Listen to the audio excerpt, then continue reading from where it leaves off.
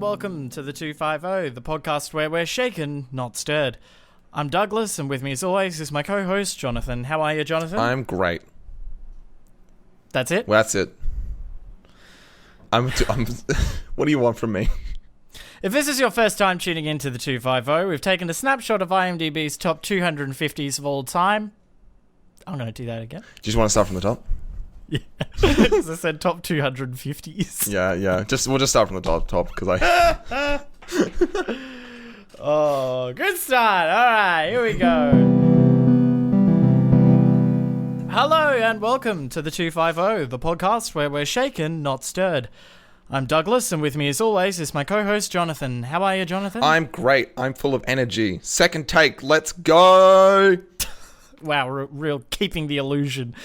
If this is your first time tuning into the TwoFiveOh, we have taken a snapshot of IMDb's top 250 movies of all time as of January 2020, and have begun watching them from number 250 through to number 1. In this podcast, we discuss our opinions, thoughts, and reactions to the movies within. Today's movie, however, is not a part of the IMDb top 250. It is our first bonus episode.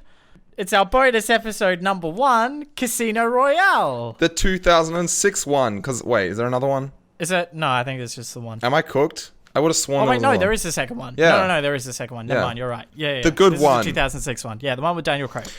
So based on the novel of the same name, Casino Royale is the story of James Bond's first double mission, where he must work to destroy the operations of a private banker who is funding the world's terrorists, a task that sends him around the world and to a poker game with astronomical stakes. Directed by Martin Campbell, written by Neil Purvis, Robert Wade, and Paul Haggis on the screenplay, and based on the novel, as John previously stated, by Ian Fleming. Old Ian. Why did we include this movie, do you think, Jonathan, as our first bonus snub? Because it's pretty good. It's pretty heckin' good. It's pretty good. I think it's the best James Bond movie. I think you're probably right. Skyfall's pretty good. Skyfall's good, but I don't know. Casino Royale though. It's pretty good. Do you like my very non-committal? Yeah, it's pretty good. It is pretty good. This is some really good pre-spoiler discussion material you're giving me here, Jonathan. So how do you feel about it, Douglas? As I said, this is my favorite James Bond movie. I think what Daniel Craig brings to the table is really important. It's his first outing as James Bond. And I think it's a really good first James Bond film to watch because it sets the tone for why James Bond is James Bond. And it kind of disassembles a lot of the... Whenever someone thinks of James Bond, they go oh, name's Bond, James Bond, they think of all that kind of stuff, and Sean Connery doing the one-liners and being creepy to women. I think it kind of disassembles a lot of that stuff and breaks it down and then kind of shows you where it all kind of started. Does he ever actually... It's really neat. Does he say the James Bond line in this? I don't think he does. He does. Oh. Fuck. And I will tell you in the spoilers when he says that. I mean, yeah, okay. Fair enough. Just give me the timestamp and I'll just play it back in my head and I'll work out where it was. Well... If I give you the timestamp, then it's a spoiler. Okay, well, jeez, you need to be that fucking particular about it. But it is. I don't know. I wonder if it is.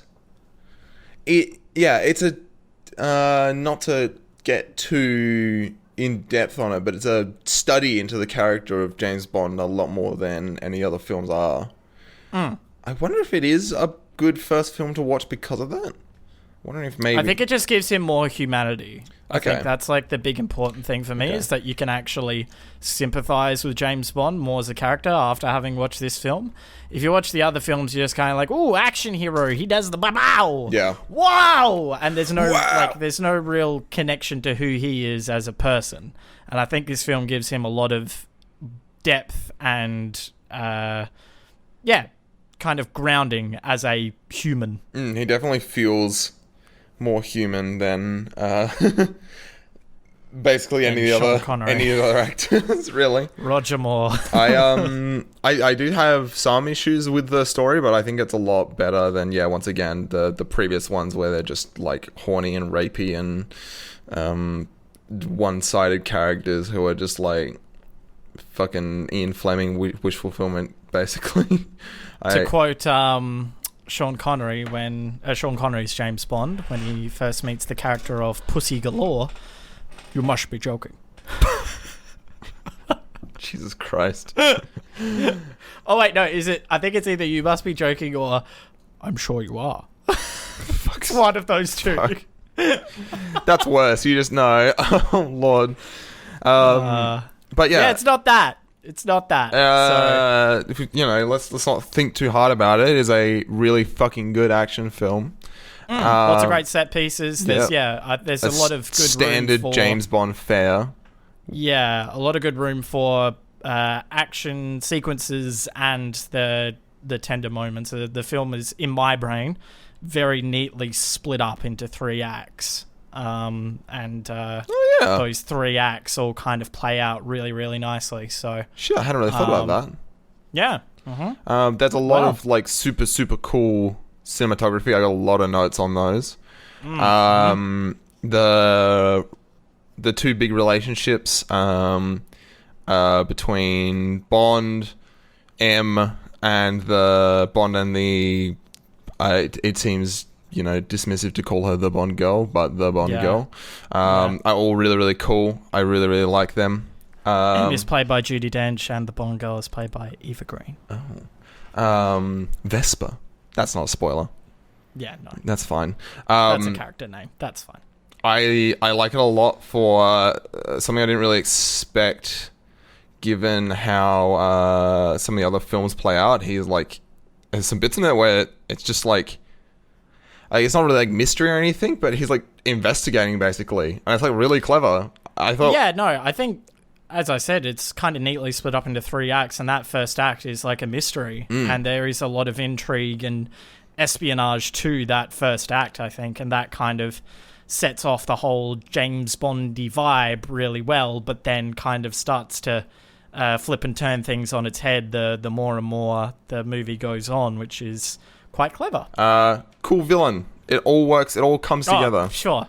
Mads Mikkelsen, you can't go bloody wrong. Can't go wrong. I love that man. Absolute delight.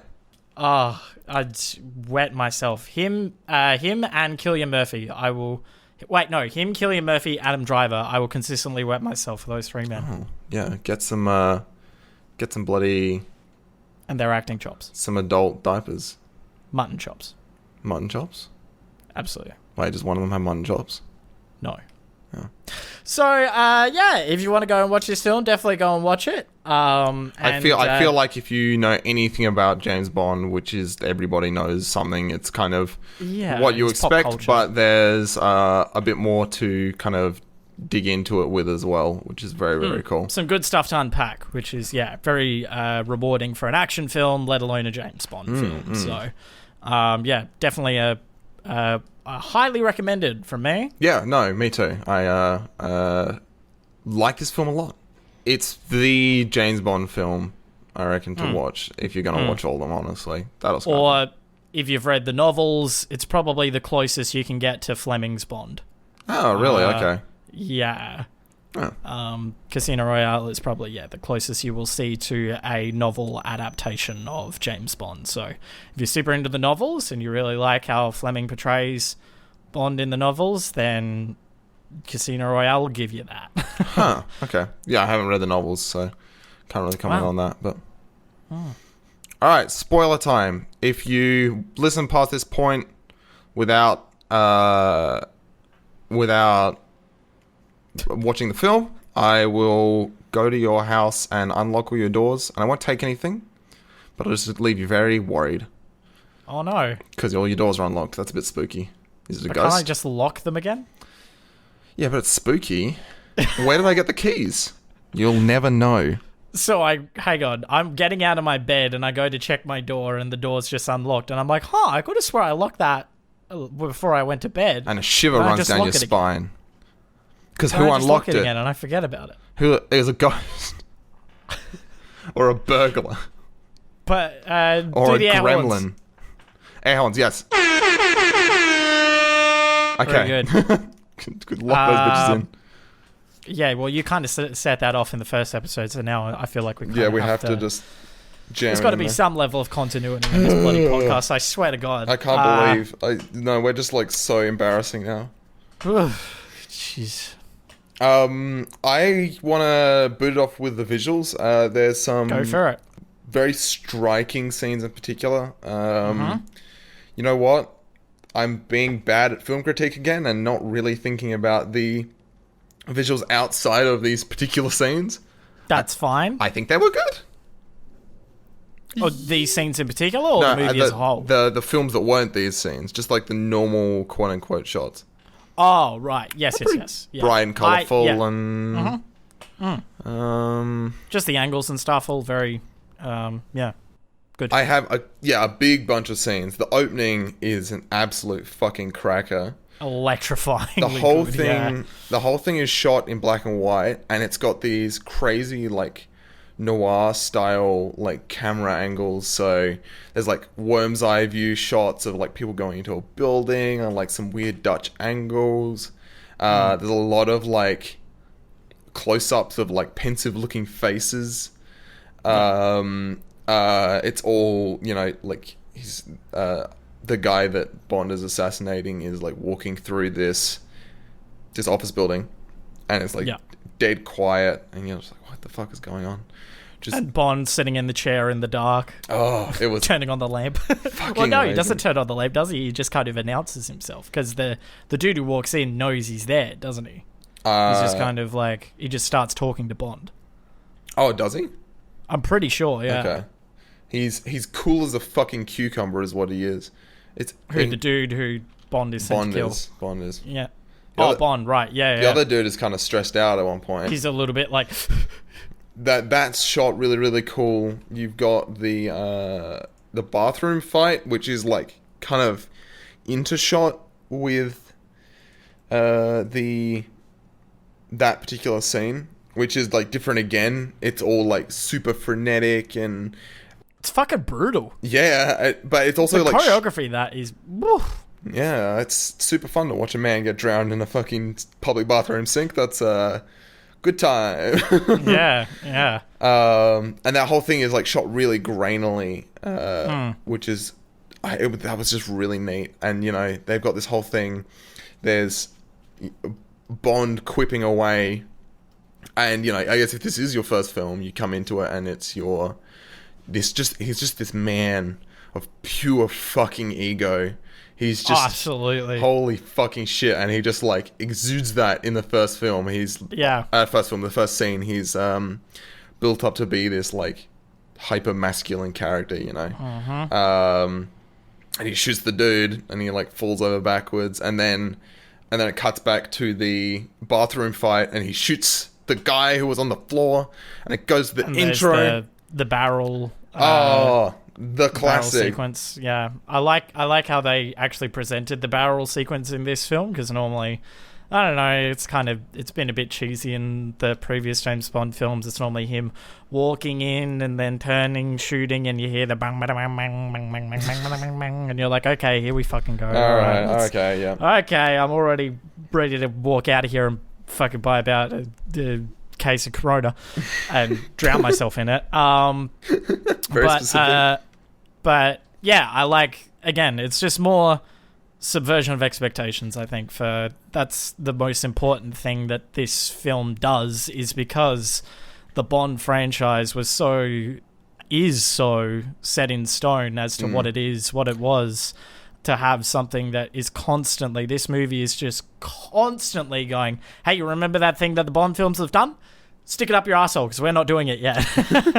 It's like, I am wondering if I've just got like, I don't know, a predisposition to like anti-X films, because we had that with Guardians of the Galaxy, was like an anti-Marvel film, and this is very much an anti-Bond film. It's somewhere in the middle. It is very much still a Bond film. It follows a lot of the same beats and stuff, but it mixes a lot of shit up. It's a bit subtle about a lot of things and a bit clever about it. It keeps the same outline, but it changes the crayon colours. Exactly. I hate that fucking saying, whenever someone's like, I'll do the outline and then you just colour it in. I fucking hate that. When do people say that to you?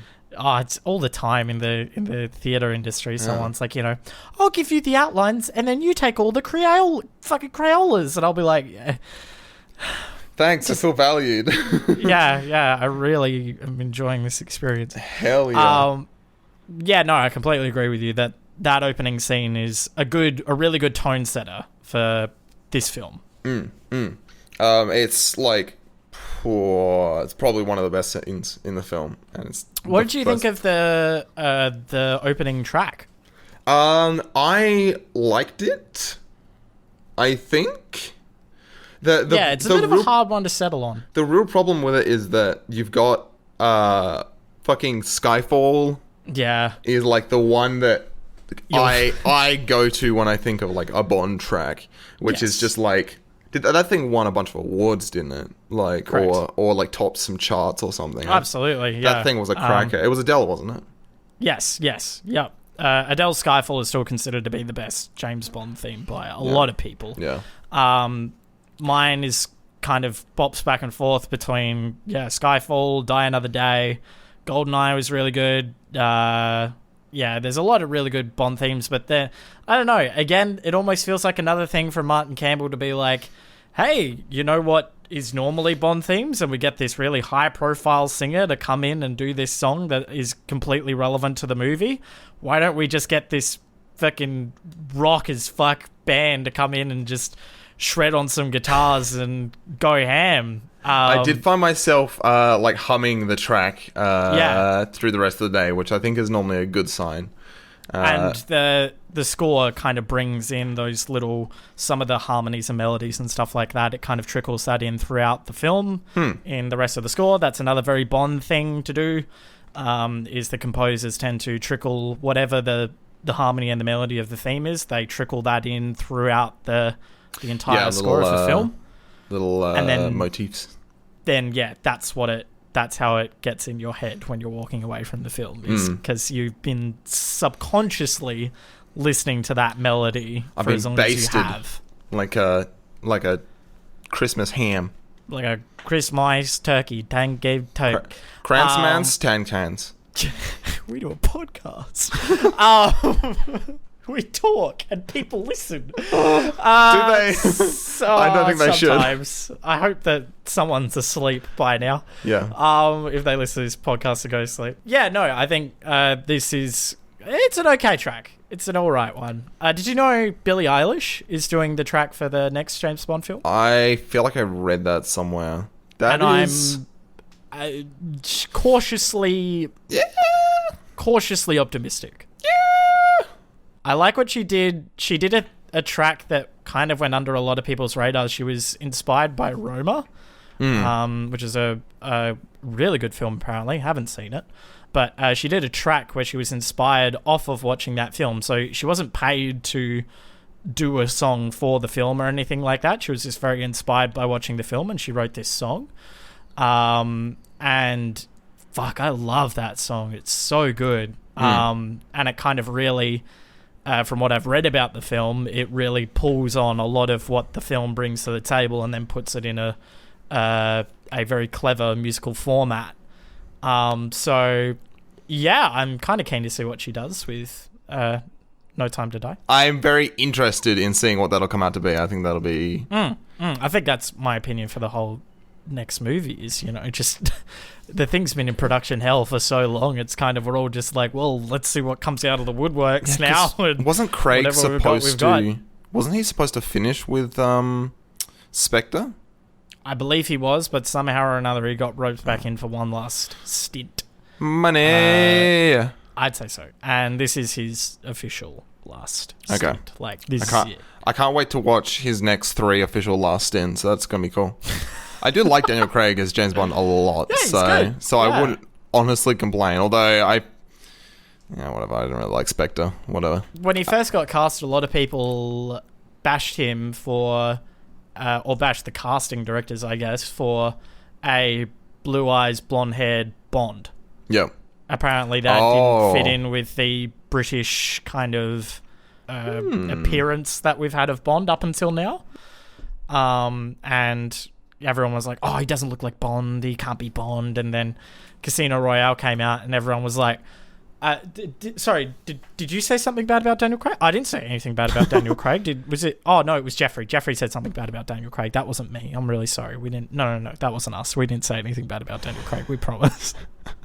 Talking about eyes, the film, the next scene that I've got noted is the cleanup scene after they fight on the stairwell, and that is just like Daniel Craig has this fucking amazing ability to express himself just with his face, and he's just got like the most fucking haunting stare as he's like cleaning the blood off himself and drinking like fucking 3/4 of a low ball worth of whiskey in one go.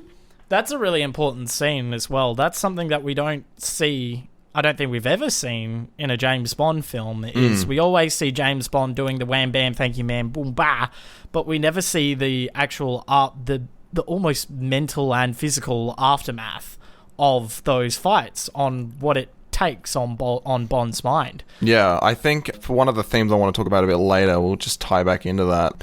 The masculinity, I guess, of the character. You know, he's this masculine wish fulfillment character, and that gets completely torn down in this.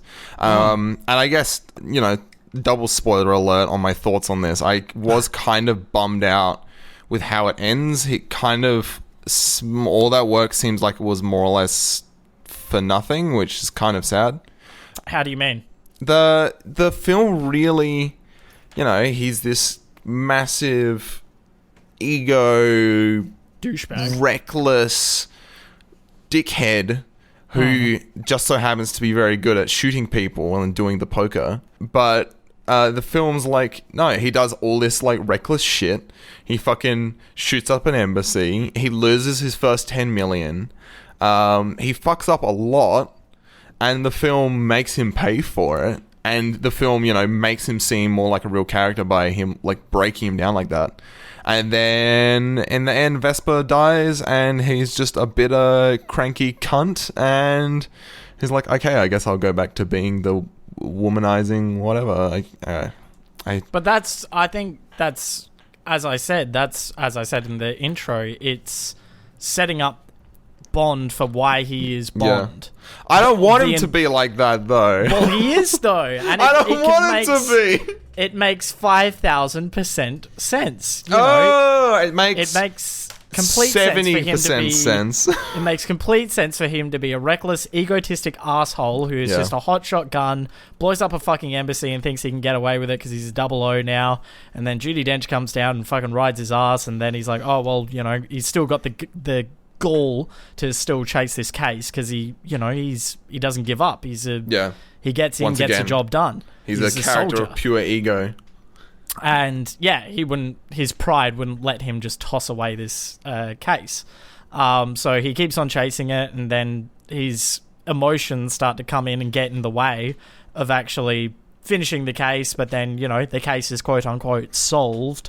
And then his emotions blind him from continuing to chase the case, from continuing to think, well, no, but that all wrapped up far too neatly. Surely there's got to be another reasoning, another path behind this. The Bond that we know in Skyfall, by the time Le Chiffre dies, the Bond that we know in Skyfall would have still been thinking there's something else here.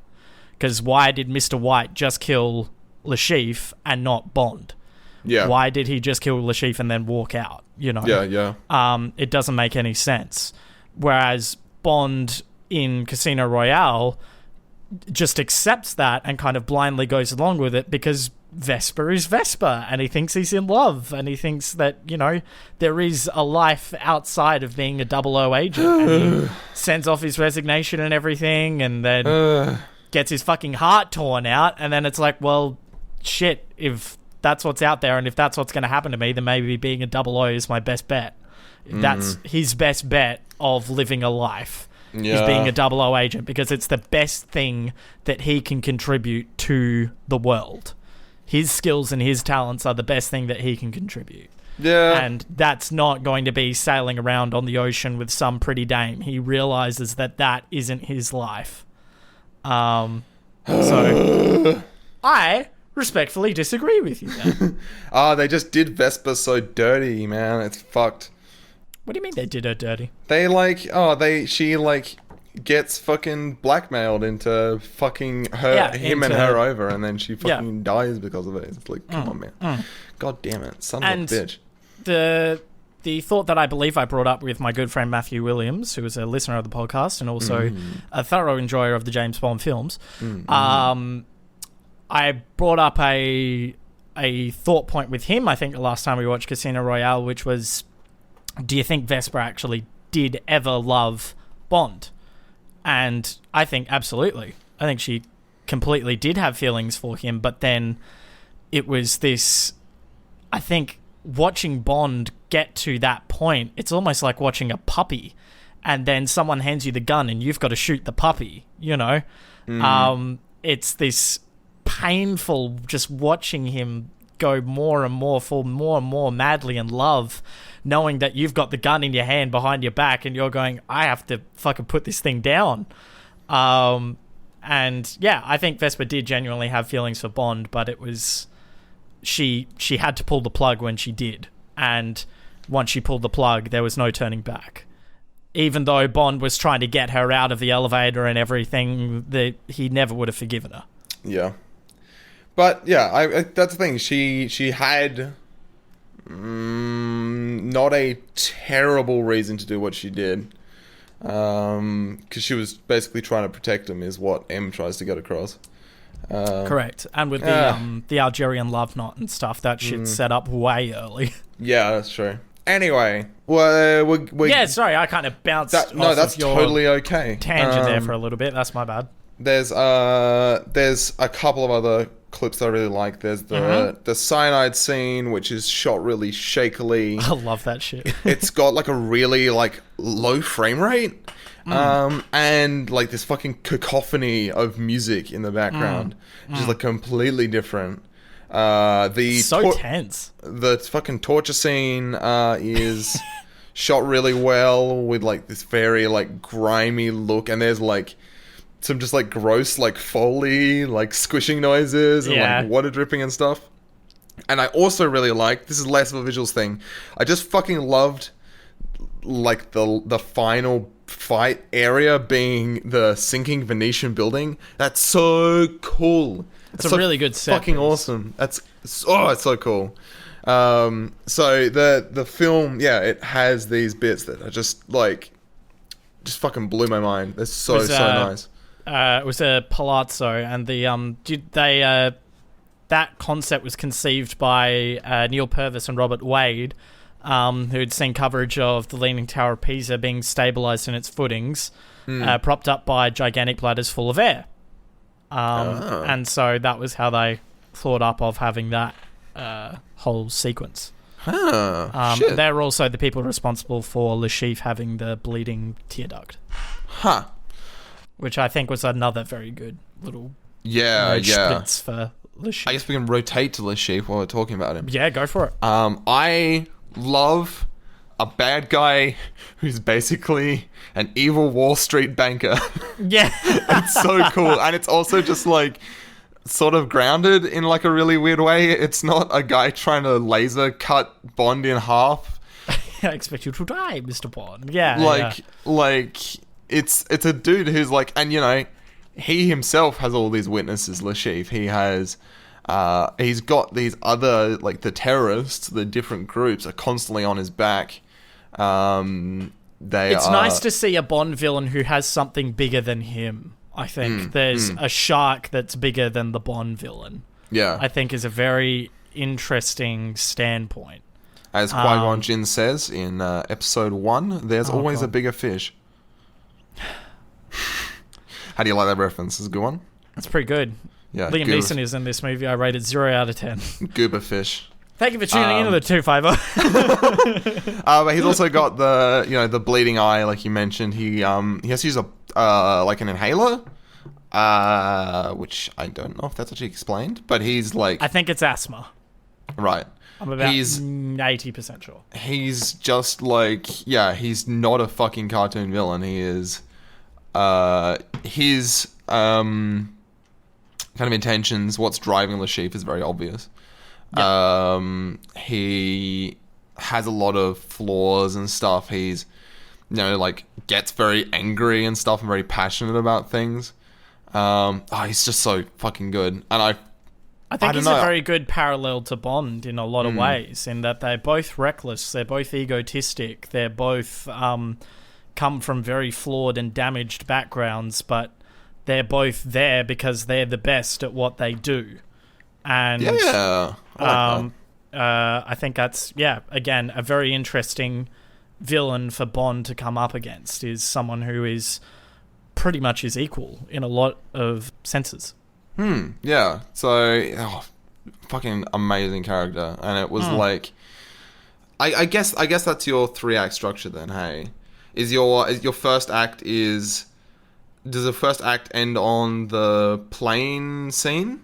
Yes. So the first act is the mystery of what the hell is actually going on. What is ellipsis? What is all of it? And then by the time, the plane thing gets averted, and then we get the realization that Le Chiffre was betting on the odds against the stocks, and he was toying around with other investors' money. That's kind of where we go. That's your rotate through to Act 2. Mystery complete, and then Act 2 is basically just poker, and then Act 3 is this tragic love story, which I think is really clever. I think it felt a little weird because the third act is so different to the first two. But when you kind of draw it out like that, I think I'm actually a lot more cool with the way it was structured. I think I'm being a bit of a picky little shit again. Well, again, it puts that thing of like the movie quote unquote ends half an hour before the end point, because you get the chief dying, and then you get Bond waking up next to Vesper, and she has that fucking heartbreaking line of, if all that was left was your little finger and your smile, you would still be, half the man of all the other men that I've met, or whatever it is. I forget that line, but either way, it's fucking gorgeous. And that's because you know what I can do with my little finger. Fucking hell. But it all kind of ties off, and then you're like, well, what happens now? And then you just get this nice little love story, but then you get the real denouement, which I love. Here's the gut punch, baby. Let's go. Vespa sucks. I know, fuck you. The little finger line reminds me of I just got like a couple of like the little comedy things, which is just like a weird thing to pick up on. But in the plane scene, there's the fuel tanker is just tearing through. It crashes through like it like smashes through the middle of like a bus or something. It just like tears it in half. Okay, so it smashes through the luggage cart, and then like literally 3 seconds later it smashes through a bus, and I was just like, I just started laughing. I was watching it with my partner at the time, and we were both just like, oh my god, what is this fucking tanker made out of? Jesus. Oh my god. And then obviously the in the torture scene, James has the like, he goes like the I've got an itch line is sort of breaks this very fucking heavy tension on this scene, but still like in a quite in character way, which was pretty nice. I'm a very big fan of that. And also the fucking when he's at the hospital and the Swedish banker like shows up, and he's just like, I forget who he's having this conversation with, but just out of shot, this guy's like, hello. This fucking dense German accent. Herr Mandel. Oh, it's so fucking good. I liked after Bond, beats the chief in poker, he tips the dealer, and he tips him like fucking $500,000. I'm like, God damn. Yeah. I want to be a dealer. What the fuck are we doing? Yeah, Jeez. far out. If I could get tipped $500,000 for dealing some cards, shit, man. We're not French enough to do that, unfortunately. That's true. Yeah. Yeah, but that that guy's got a good he's got a good gig. That imaginary character. Yeah. Yeah. I mentioned before how that first act is like a legitimately pretty good investigative kind of drama-y sort of thing almost. Yes. There's Bond sort of showing off how savvy he is with like the other agent he's with right at the start when they're tailing the bomb maker. And he's just like, take your bloody hand down, holster your weapon. We're trying to take him alive, that kind of thing. And then the whole scene at the hotel, the whole chapter, I guess, is just it's like a what do you call that? Where there's like a machine that one action rotates to the next, and they just like go in sequence. Machine where one action rotates to the next and they just go in sequence. Yeah, like the Mousetrap game. Comment below if you know. We don't have comments. Email us. Tell us why we're stupid. Yeah. Tell us. Give us more vocabulary. It all lines up, and one thing like leads to the next in a very Rube Goldberg. Goldberg. It is a Rube Goldberg machine of events that are happening. Okay, I'm with you. He just, I don't know. I don't know if it was by chance. It kind of seemed like he was just like crouching there looking for cameras, and then the guy gives him his keys so he can crash the car into the parking lot to distract all the security guards. Yeah. And then from there, he goes into the security room and he works out using the date of the phone call who made that phone call at that location. And then he goes, oh, I bumped this Aston Martin because the vehicle that came out was an Aston Martin. Who's the owner of that? Yeah. So he like works all this shit out, and then he plays like his first game of poker, and he bloody gets down and dirty with the dude's wife. Yeah. But it very Bond. But he's just like, she's like, oh, we've got all this time together, and then she turns around and he's already gone. He's fucked off to Miami. I love that. I thought it was so cool. I think it's like it brings a lot to the table besides just like dumb action shit. Yeah. Which obviously is still in there and is still great. And even that is, the action stuff, especially at the start, kind of draws his character without needing anyone to say anything about him or even needing to really listen to him talk or anything. He's just, you've got this bomb maker who's just parkouring all over the place. Okay, talking about that scene. Yeah, go for it. Sorry, I've been fucking going non-stop for like 10 minutes. No. In fact, by all means. Every time I watch that opening parkour sequence, it blows my fucking mind in the practical effects and stuff that they do in all of that. It is insane. That free runner is just mental. And it all makes sense within the context of the story, and it is all beneficial to the story and setting up the characters. Like the bit where I think either the character or the actor's name is Malaka. I think it's the character's name is Malaka.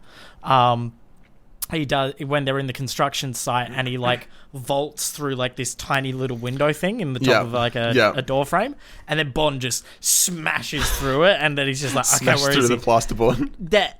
That reinforces Bond as a character. He's the reckless guy. He finds the most blunt force. Yeah, he is a blunt brute force instrument, and he will find that blunt meaning of getting from point A to point B. That is his entire purpose as an agent, as 007. And whereas this guy is just, elegantly finding all of these intricate ways to move around the space and get around from point A to point B, Bond is always finding the quickest, most methodical route to get from point A to point B. Least methodical, most fucking, bullheaded.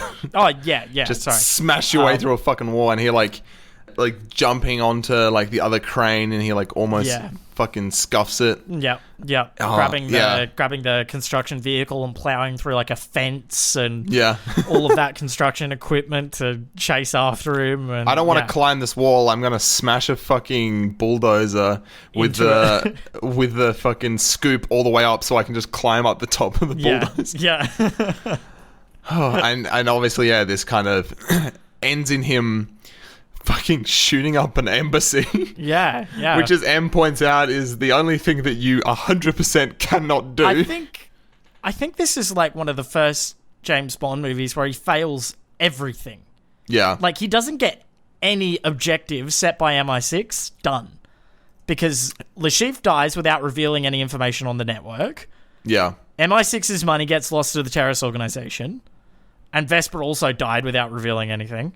But I guess Bond gets Mr. White, so there's a chance he might be able to get some of the money, but but still, he fucks up everything. Yeah. He doesn't get a single goddamn thing right. This is the last Jedi of James Bond films. Wow, I never thought of it like that. Man, that'd be a fun one to do, actually, The Last Jedi. I think there's a lot you can talk about that. That would actually make for very good discussion, I think. It would.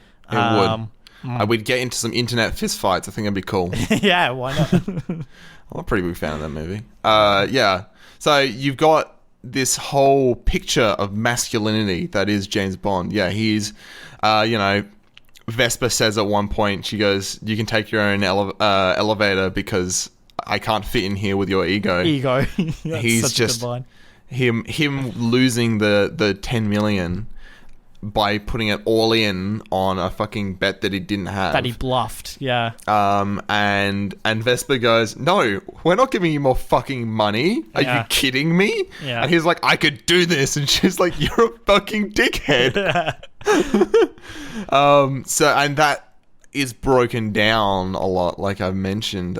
It's kind of really difficult to put your finger on what his main intention with a lot of this stuff is, because he's overriding what MI6 wants him to do a lot of the time. He's just kind of trying to get to the top of it, but he's definitely not doing it with any degree of grace. No. But he gets really beaten down. Mentally, he's fucking destroyed by a lot of this. He gets his balls beaten up. Yeah. That's gotta suck. That's gotta be less. That scene is actually really funny. I fucking love that. It is pretty good. Where he's, just a little bit to the right, a little bit to the right. Yeah, he's screaming, "To the right, to the right." Yes! And then that's fucking goes back into Le Chiffre being so fucking cool, because he's just "I don't need a fucking shark with a laser on its head. I'm just gonna smash you in the balls with this knot of rope until you give up, or until your dick doesn't work anymore." Yeah. But you kind of end up with, at the end of this second act, this Bond who is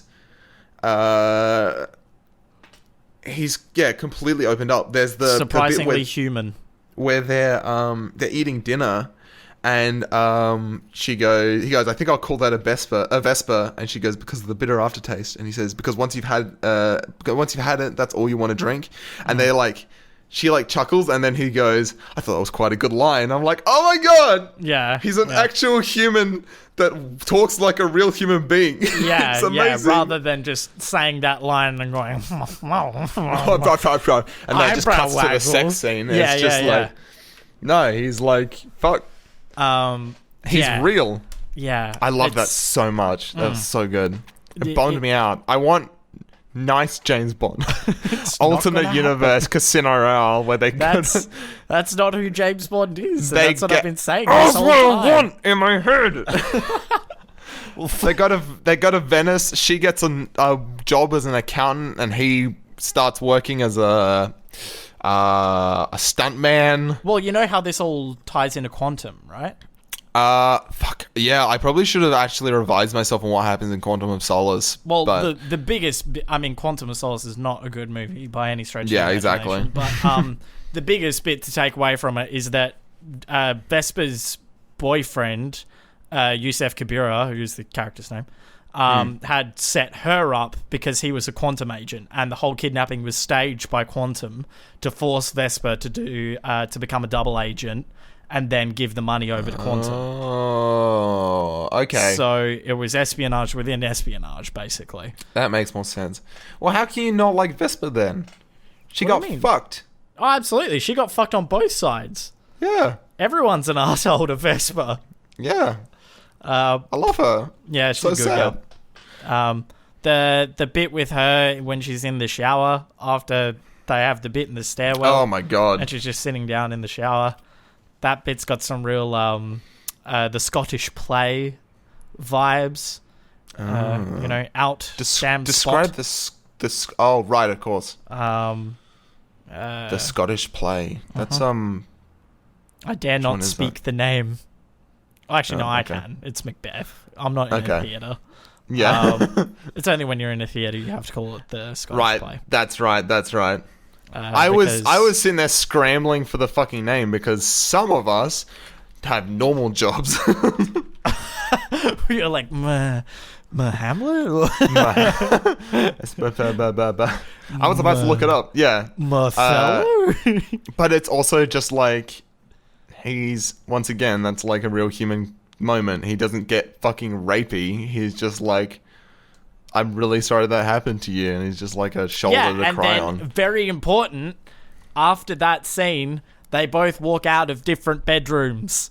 That's like the best bit for me, is that like they have the bit in the shower and, you know, Bond like sucks on her finger or some shit. I don't know, it gets a little bit weird. And then you're like, well, they're probably going to bang now, but then they don't. They come out and they're both in separate bedrooms, and I'm like, yeah, that's good. Yeah. Thank you. I appreciate it. Yeah. Yeah, it was. I want them to settle down in Venice. You just really want a Casino Royale sequel where everything I goes want a right. happy ending. Yeah, I wanna see a film about their kids growing up. Fine. Do you want me to toss some trivia at you? Toss me some trivia. Talking about that scene that I was talking about before, the shower scene. It was originally scripted for Vesper to be wearing nothing but her underwear. Right. But Daniel Craig argued that Vesper wouldn't have stopped to take her clothes off and the scene was changed. Which, wise, because it also doesn't sexualize Vesper as a Bond girl. Good work. Good work, Daniel Craig. The way that Bond orders his first vodka martini is word for word lifted from the Ian Fleming novels. Right. Okay. Which there's a lot of stuff that's lifted directly from Ian Fleming's novels that makes its way into the movie.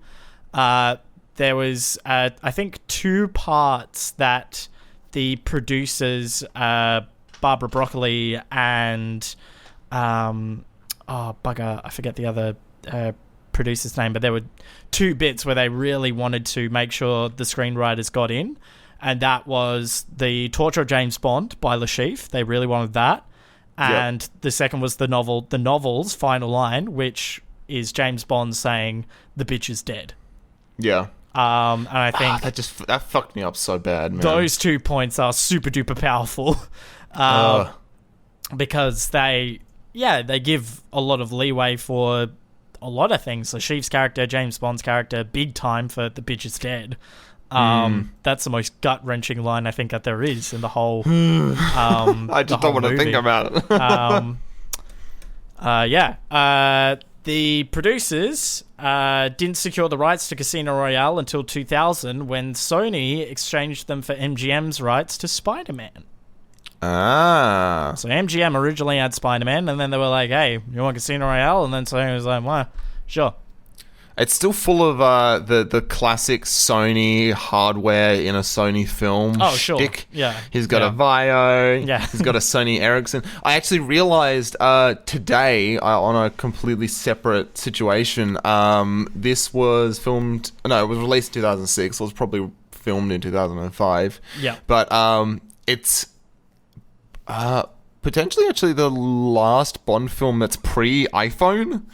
And everyone's got like Blackberries or like that kind of shit, like the Ericsson phones with the full keyboard on them and stuff, which is so fucking goofy. Yeah. And I guess the film, besides the mobile phones and I guess the laptop he has, it doesn't feel dated to 15 years ago. It really holds up. I think that's probably just a big James Bond theme because all the stuff, all the kind of glitz and glamour shit normally doesn't age very much. But it's you kind of forget that the film is that old until you see someone pull out the fucking... Yeah, you see that stuff and you're like, okay, here we are. Someone pulls out a dumb phone and you're like, oh, wow. Actually, shit, all right. That's really interesting, isn't it? How we can kind of now date films based on the technology that was around at the time. Yeah, exactly. If someone pulls out like an iPhone 4 in a film, you're like, oh, shit, okay. So this is like, early 7 or 8 years ago. Yeah. Sorry, I interrupted you. No. We both ummed at exactly the same time. Perfect. Synchronization. We're in perfect sync. Synchronicity. As of 2007, this was the highest grossing movie of the Bond film franchise until Skyfall just came in and kicked it right in the dick. Right, yeah. Skyfall made a hell of a lot of money. Which, good for Skyfall. It's a pretty good movie. One. Ian Fleming once said on writing the Casino Royale novel, quote, "Writing about 2,000 words in 3 hours every morning, Casino Royale dutifully produced itself. I wrote nothing and made no corrections until the book was finished. If I'd looked back at what I had written the day before, I might have despaired." End quote. Wow, okay. Ian Fleming is a very interesting character, so if you really do want to find out more about who he was and about the novels and stuff, I would highly recommend looking up some... there's some really great documentaries that cover on Ian Fleming's life and his production of the novels and things like that. I have watched a bit of stuff, which was probably more stuff that was kind of just critical of like the way that he lived and the way that he... like the character that he wrote and stuff. Right. But, it might be worth looking at some different things, but... It was a bit of a sleaze bag. I don't think anyone can fucking deny that. I don't think there's any denying that. James Bond's alias in the movie was Arlington Beach, and his alias for Vesper Lynd was Stephanie Broadchest, which is a very typical Ian Fleming-esque name moniker. Right. Oh, wait. Jesus fucking Christ. I just got that. What, Broadchest? Oh, far out. Oh, my...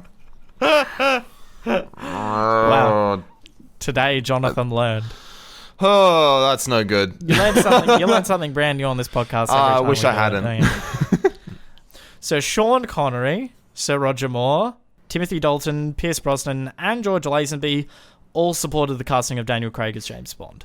Wow. So he had the blessing of pretty much every prior Bond to be James Bond, which I think is kind of interesting. And that I feel like a lot of them probably wouldn't see eye to eye on a lot of matters, but for them all to go, this guy could be Bond, is, I don't know. I think that'd be, if I were about to step into the role of Bond and, it makes you feel a bit better, hey? So Sean Connery was like, yeah, man, you got it. Go for it. I would be like, yes, sir. Okay. You got it, champ. The scene where Daniel Craig is in his Speedos. The beach scene? Yes. I love that. I thought that was fucking hilarious. Where it's the Bond girl scene where they like come up out of the bottom of the screen, like wet from the beach, and they like flip their hair up and stuff. Yeah. But it's just his fucking beautiful body. Yeah, his buff ass body. Oh yeah, fuck yes. There were crew members on boats, way out of camera shot, defending paparazzi on boats from getting too close to the shoot. Fucking hell. Unbelievable. They all wanted a snap of that gorgeous Craig bod. I don't blame them. Speaking of the Craig bod, he gained 20 pounds of muscle for the role. Holy shit. by adhering to eating mostly protein, minimizing carbohydrates. He trained 5 days a week and did cardio on weekends. So he really went ham. Yeah, I wasn't joking around. Daniel Craig is the first actor to be nominated for a BAFTA for playing James Bond. Oh. Which I think is credit to Daniel Craig. Yeah, indicative of the film. Absolutely. And Daniel Craig is the first actor to play James Bond who is younger than the franchise. Wow, okay. Which I think is, another very How interesting. old was fucking Pierce Brosnan in... He wasn't that old, though. What? When they did, was it Goldeneye? Was his first one? I think Goldeneye was his first one. What was that? That was in the 90s, or was that earlier than that? Goldeneye. Goldeneye was in the 90s. That was 95. Yeah, okay. Oh, hell yeah. Yeah, I think Goldeneye was his first one. I'm just doing a quick little squizzy here. Yeah, Goldeneye was his first one. And then he did, what is it? Tomorrow Never Dies, and then The World Is Not Enough. Tomorrow Never Dies was 97, and World Is Not Enough was 99. Oh, damn. Pierce looks fucking rough now. Yeah. Wait, this is 2011? Oh, no. Oh, jeez. All right. Well, we'll be seeing some more Brosnan on the Pierce. podcast from Hot Fuzz. Shit, we will, won't we? Mm-hmm. Holy... Wait, no, sorry, not Hot Fuzz. He's in The World's End. Never mind. Oh, okay. I was thinking... it's Timothy Dalton that's in Hot Fuzz. Yeah, Skinner. Yes. They look close enough that in my brain I was like... You kind of made that connection. Yeah, jeez. Okay, you just freaked me the fuck out. I'm sorry. Breathe. Like, was that Pierce the whole time and I had no idea? I've been taking crazy pills this whole time. Yeah, no. He looks pretty close. Yeah, close enough. Yeah. Sorry, continue. The Aston Martin DBS car roll. The car barrel roll that they do. You remember when yes. Bond's driving along down the road and then Vesper's tied up on the road and then he skids and rolls the car? Yep. In one afternoon's worth of shooting, 3 Aston Martin DBS cars, all valued at $300,000 each, were destroyed for the car roll sequence. Oy. But that being said, I wonder if Aston Martin just fucking give... They were just like, just take like 10 of them. And like it's James Bond and there's basically just like massive fucking product placement for them. Yeah. So. I think, James Bond will be eternal product placement for Aston Martin. So I guess, maybe they were just like, fuck it, just take a couple. A couple, I mean 3. The car barrel roll stunt by the Aston Martin DBS broke the world record for the most barrel rolls assisted by a cannon. Originally, wait, how does that work? So, originally, the racing specifications of the DBS meant that a standard ramp would not be sufficient enough to get the car to roll. So, the special effects team were called in to install an air-powered cannon behind the driver's seat. And this allowed the car to complete 7 full rolls. Oh, just shoot down at the ground? I guess so, yeah. To then make it pop. Yeah, pop that side of the car up and then it goes. Just roll. It goes, and it's just like, when that thing goes, it's like a massive wide angle, and this thing just goes... Yeah. And I also like that they... Martin Campbell didn't get fucking 5 bajillion different angles of that shot. He just stuck with the one shot and was like, this is it. This is the car rolling. We don't need to see any more of it. Because it's spectacular enough as it is. It's so much. Yeah. I don't know. I did really like that. I have heard that one before about the number of flips being a record. But that's... in this movie and Skyfall, Bond tells his partners to stop touching your ear when working undercover and using an earpiece. Oh, okay. I think that's, a nice little bit of continuity. Yeah. Wrap it back in. Daniel Craig, what is... Just, can you shoot me in the brain once we finish recording? Daniel Craig... Take you out the back. Yeah, just take me out the back and put me out of my misery. Daniel Craig lost his 2 front teeth while filming a fight scene in Prague. And he had his dentist fly from London to replace them. Yikes. Of course he's got a fucking dentist that he can pay. He's got a personal dentist, so he can just... Excuse me. Bloody hell. My 2 front teeth... Anyway.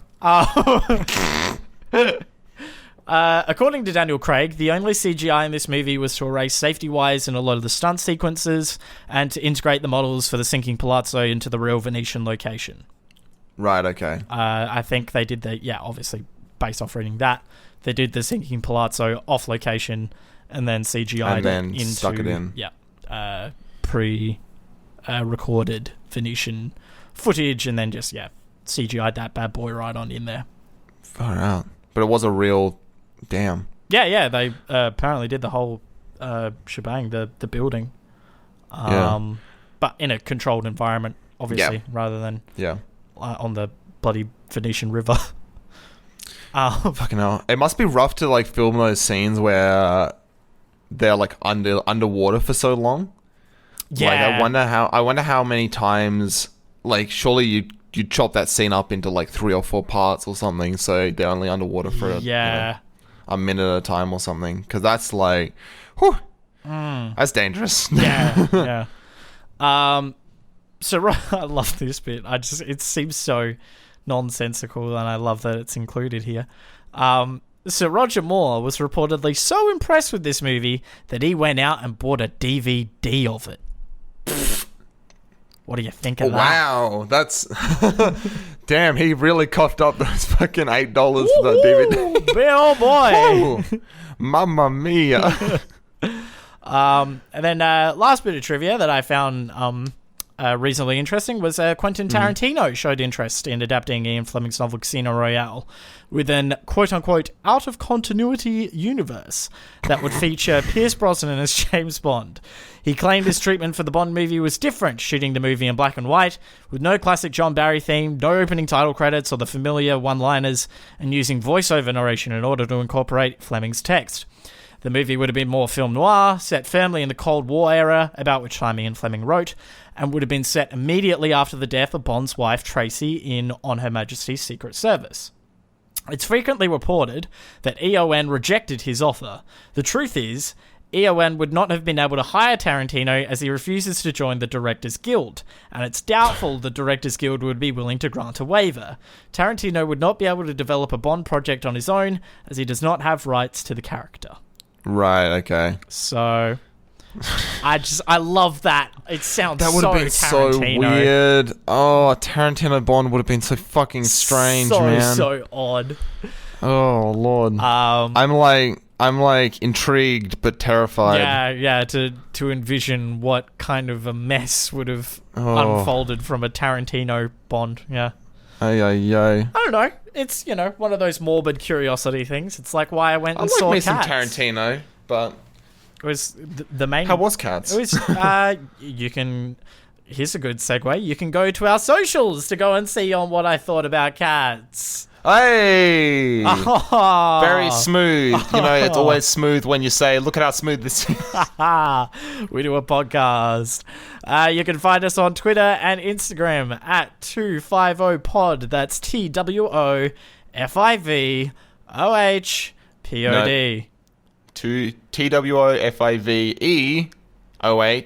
Did I only say FIV? At Twitter and Instagram and the Gmails. Did I only say FIV? You did. I'm a my personal letterbox account is Upa. That is UUUPAH. On Letterboxd, if you want to see my half-assed movie reviews, if you want to see some movie reviews with some more depth and, just the most basic amount of thought put into them, you can check out Douglas, who is at Ienzo Knight, IENZOKNIGHT. Thanks for that, Jonathan. You really just... He actually writes all the reviews, which is a gnarly, crazy thing to do because I can't be fucked. I like trying to figure out if I can put what I say into word format. It's a nice little challenge. I don't have enough self-respect to do that. I'm just what the fuck did I just say for an hour? I don't want to tell anyone else that. It's already going on one fucking part of the internet. Yeah, but you always have to. We have to listen to it back, and we have to listen to ourselves dribbling on. I don't have to listen to this one. You're editing this one. Am I? Yeah. Oh, here we go. Well, you can listen to us on Spotify, Apple Podcasts, Podcast Addict, Pocket Casts, Google Home, and Amazon Echo. So if you want to do a little, hey Google, play the 250. It'll be there. I'm hoping you weren't listening on speaker because it probably will pick that up. You're welcome. What's the Amazon one? Is it Alexa?